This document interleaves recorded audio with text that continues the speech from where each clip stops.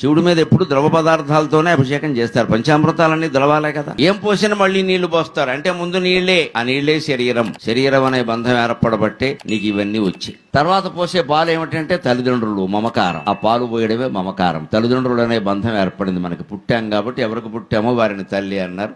ఆ పుట్టకి బీజప్రాయమైన కారణమైన పెద్ద మనిషిని తండ్రి అన్నారు. ఇది పాల బంధం. తల్లిదండ్రుల బంధం పాలలాగా స్వచ్ఛంగా ఆర్ద్రంగా మమకారంతో ఉంటుంది. అందుకని పాలతో అభిషేకం అంటే తల్లిదండ్రులు అనే బంధం పెట్టుకున్నావు. తర్వాత పెరుగుతో అభిషేకం చేస్తారు. అంతే కాస్త గడ్డ కడుతుంది. గడ్డ కట్టడం కదా అదే పెళ్లి అవ్వడం అండి. గడ్డ కట్టినట్టే ఉంటుంది పెళ్లి అయ్యాక. చాలా గడ్డలు కడతాయి, సెగడ్డలు కూడా వస్తాయి. అందుకని పెరుగుతో అభిషేకం అంటే సంసారం ఏర్పడింది, అబ్బాయి గడ్డ కట్టింది చూసుకో, ఎప్పటికైనా వదిలించుకో. ఆ తర్వాత పిల్లలు పుట్టారు, అదే తేనె. పిల్లలంత స్వీట్నెస్ ఇంకెవరిలో ఉంటుందండి. 100 కోట్లు సంపాదించి అలిసిపోయి విమానాలన్నీ తిరిగి నిద్రాహారాలు లేకుండా వచ్చిన తండ్రి కూడా ఇంటి దగ్గర కొడుకునో కూతురునో చూసేసరికి మొత్తం శ్రమ మర్చిపోతున్నాడు. తేనె అంటే అది.